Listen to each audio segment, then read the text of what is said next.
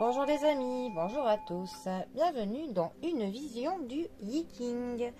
Alors j'espère que vous allez bien en ce samedi. Alors le Yiking, qui je le rappelle, se pratique avec 24 baguettes ou avec 3 pièces comme ceci.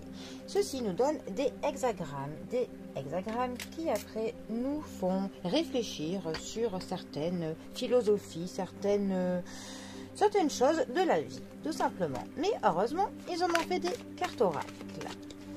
Alors, sur quelle petite chose allons-nous méditer aujourd'hui? Eh bien, nous allons méditer sur l'immobilité.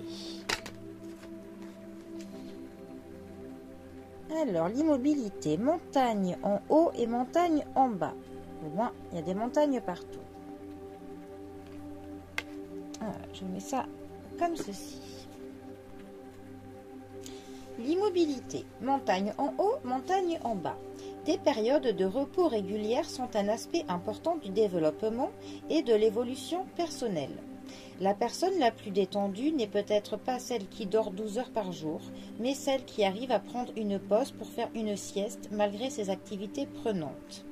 Apprenez à bouger quand il le faut et à rester immobile quand c'est plus sage est la clé pour atteindre la tranquillité d'esprit qui vous aide à rester alerte quand vous devez vous concentrer sur vos objectifs. Prenons l'exemple de la colonne vertébrale, le panneau de contrôle de tous les nerfs du corps reliés au mouvement.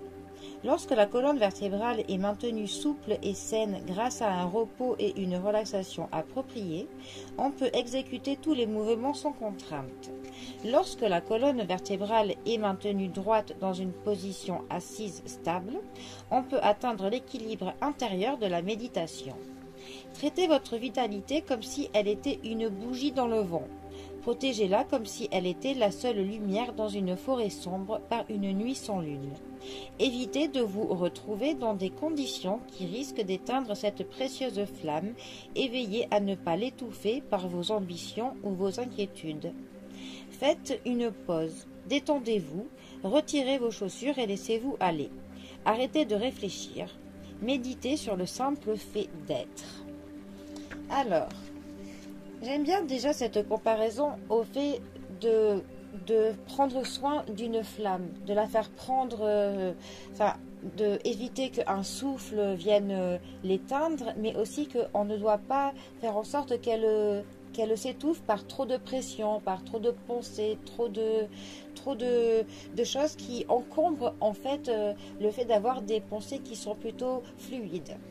Ensuite, on voit très bien qu'il est quand même important aussi de se poser pour déjà être ancré dans le moment présent.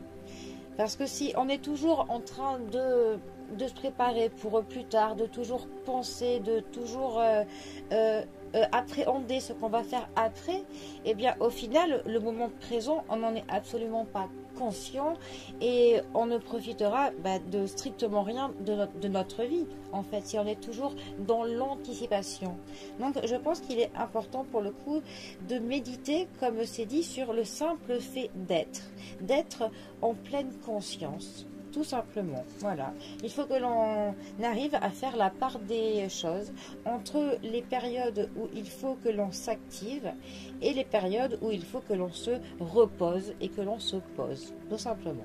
Bon, eh bien, les amis, pour le coup, je vous laisse méditer sur ceci. Je vous souhaite un très bon samedi. Profitez bien du week-end et moi, je vous dis à bientôt pour un prochain tirage. Allez les amis, à bientôt. Bisous à tous.